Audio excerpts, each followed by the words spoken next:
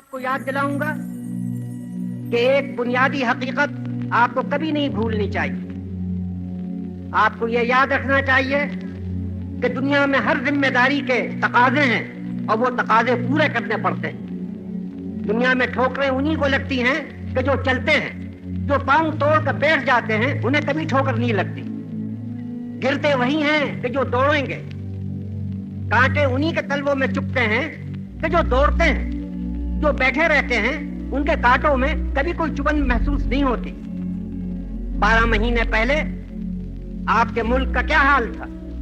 وہ اپنی قسمت کا مالک نہیں تھا. اس کی قسمت دوسروں کے ہاتھوں میں. آپ کا امن بھی آپ کے قبضے میں نہ تھا. آپ کی بے امنی بھی آپ کے قبضے میں نہ تھی. جب کبھی ملک میں بد امنی ہوتی تھی تو آپ اپنے طرف نہیں دیکھتے تھے, ان کے طرف دیکھتے تھے. جب آپ کو کوئی تکلیف و پریشانی ہوتی تھی آپ ان کے آگے مجبور ہوتے تھے کہ اپنا ہاتھ بڑھائیں. لیکن آج وہ نہیں ہے. آج اپنی قسمت کے آپ خود مالک ہیں. اور اگر آپ مالک ہیں اور میدان میں کھڑے ہوئے ہیں تو یہ یاد رکھیے کہ طرح طرح کی آزمائشیں پیش آئیں گی. کوئی بھی نہیں چاہتا کہ اپنے کو آزمائش میں ڈالے. کوئی بھی نہیں چاہتا کہ غموں و دکھوں میں اپنے کو ڈالے. لیکن اگر ہم نے ذمہ داری کا بوجھ اٹھایا ہے تو طرح طرح کی پریشانیاں ہمیں پیش آئیں گی. اگر ہم میدان میں دوڑ رہے ہیں تو قدم قدم پر ہم کو ٹھوکروں سے دوچار ہونا پڑے گا. اس سے ہمیں گھبرانا نہیں چاہیے, اس سے ہمیں اکتانا نہیں چاہیے.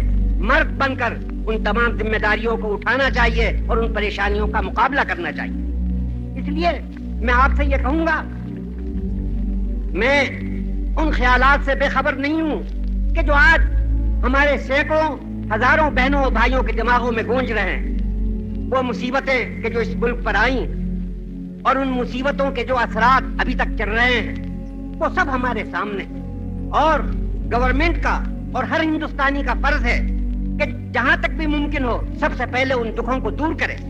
لیکن اس کے ساتھ ہی آپ کو اپنی ہمت نہیں ہارنی چاہیے اور ایک منٹ کے لیے یہ نہیں سمجھنا چاہیے کہ اب آپ کے لیے چین نہیں ہے.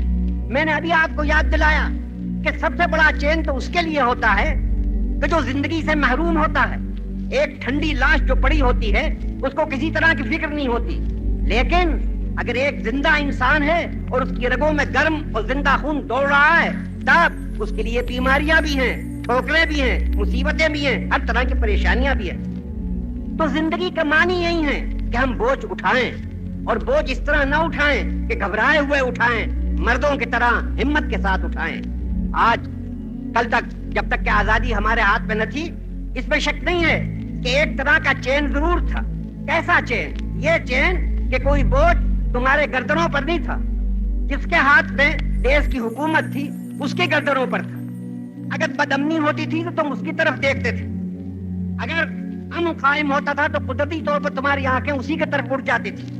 یہ ایک طرح کا چین تو تھا, مگر میرے بہنوں اور بھائیوں یہ ایک منحوس چین تھا. خدا نہ کرے کہ وہ چین پھر ہندوستان کے آسمان کے نیچے واپس آئے. یہ چین کہ جو غلامی کا چین ہوتا ہے یہ حقیقتاً کوئی چین اور راحت نہیں ہے. لیکن اگر ایک قوم آزاد ہے, ایک ملک آزاد ہے تو اس کو بوجھ اٹھانے پڑیں گے, آزمائشوں میں کودنا پڑے گا, پھولوں کی سیج پر سے نہیں گزرنا پڑے گا, کانٹوں پر دوڑنا پڑے گا.